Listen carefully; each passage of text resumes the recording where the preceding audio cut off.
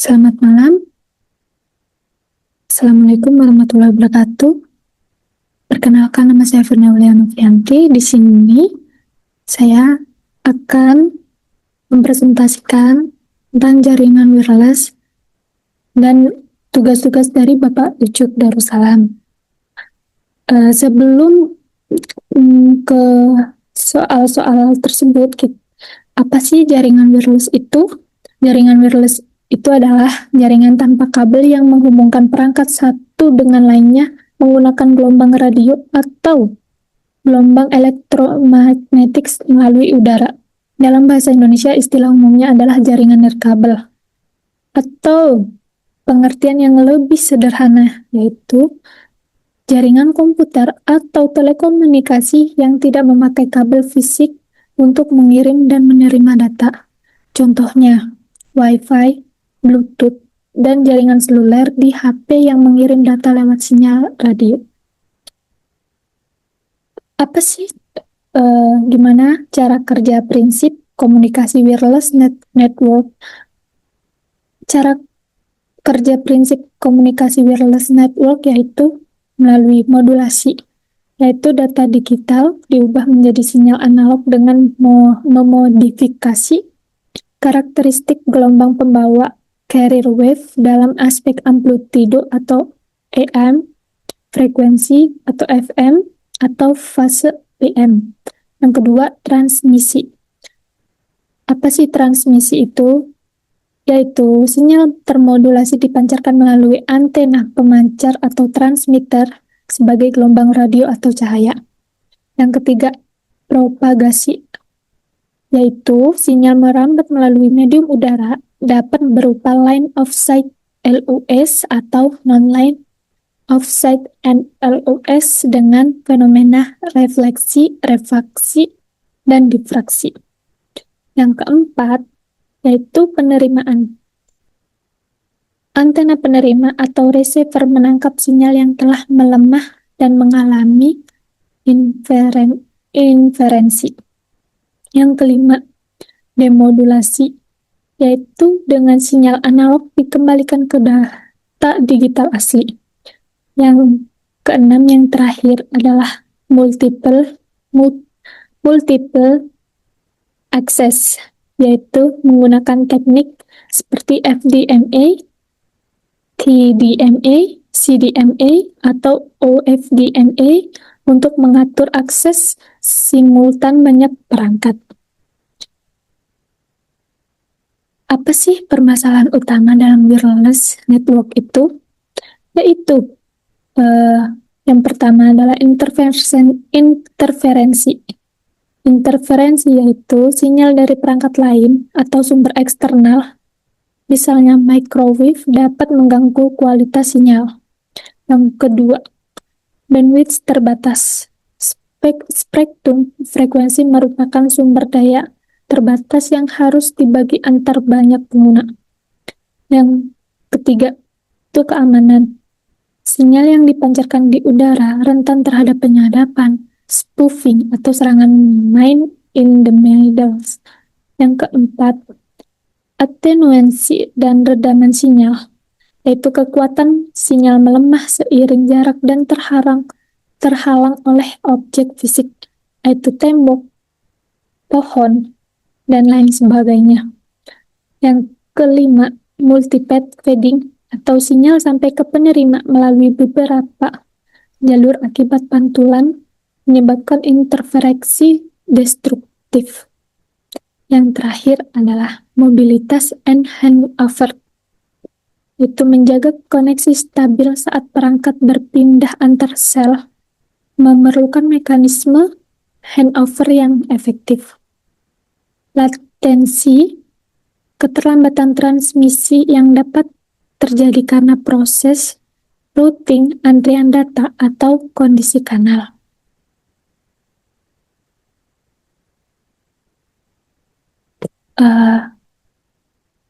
Apa sih pita frekuensi untuk wireless network ini? Yang pertama adalah radio frekuensi atau RF. Yang pertama, frekuensi rendah LF atau MF, 30 kHz, 3 MHz digunakan untuk radio AM atau navigasi. Yang kedua, frekuensi tinggi. AF, VHF, UHF. 3 MHz atau 3 GHz digunakan untuk radio FM, TV, GSM, Wi-Fi 2,4 GHz dan 5 GHz dan Bluetooth. Gelombang mikro SHF, EHF 3 sampai 300 GHz digunakan untuk microwave links, radar dan 5G mm wave. Spektrum cahaya yang pertama inframerah atau IR 300 GHz atau sampai 430 GHz digunakan untuk remote control komunikasi jarak dekat.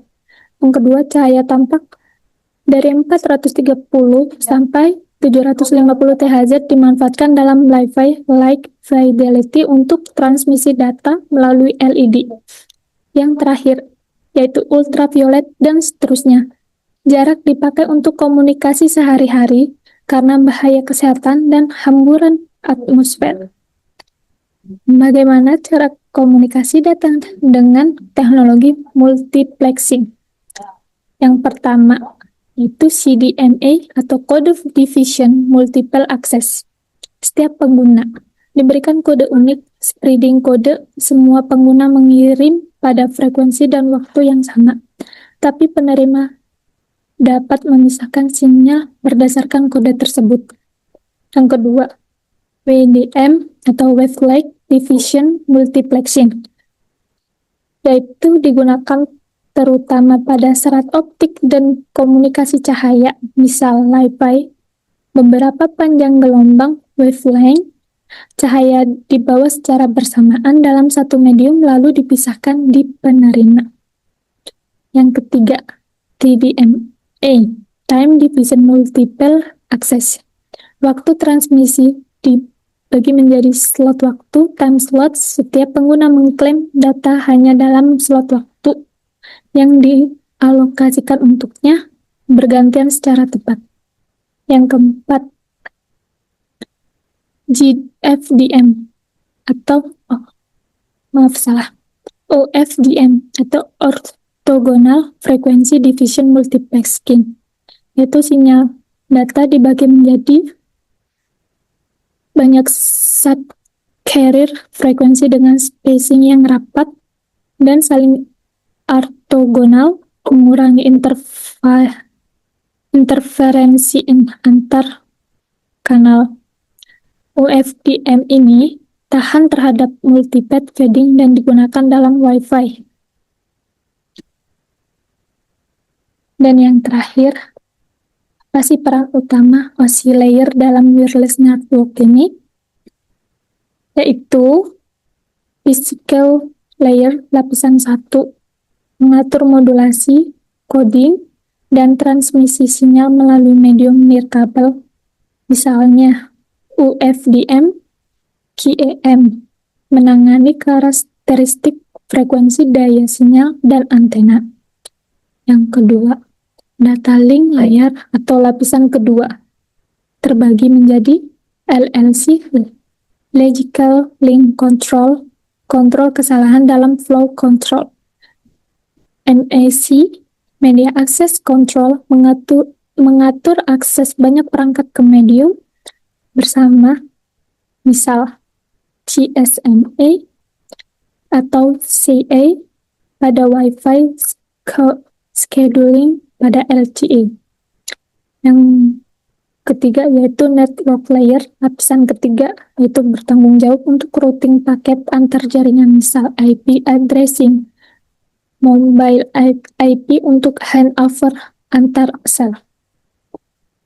Yang keempat, transport layer atau layar keempat, yaitu menjamin keandalan pengiriman data, TCP, atau transmisi cepat tanpa jaminan, atau UDP, dan mengatasi masalah seperti paket loss akibat kondisi wireless.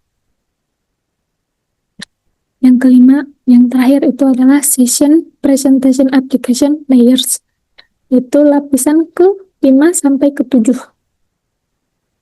yaitu mengatur sesi komunikasi, enkripsi atau kompresi data, dan aplikasi pengguna, misal HTTP, VoIP, dan video peran khusus dalam wireless. Itu adaptasi terhadap kondisi kanal, misal rate adaptation di physical layer.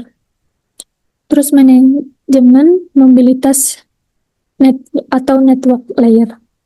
Terus pengamanan data atau WPA2 atau WPA3 di MAC layer, TLS di presenter layer. Yang terakhir, efisiensi spektrum melalui teknik multiplexing dan kontrol akses medium. Sekian presentasi dari saya. Saya akhiri. Wassalamualaikum warahmatullahi wabarakatuh.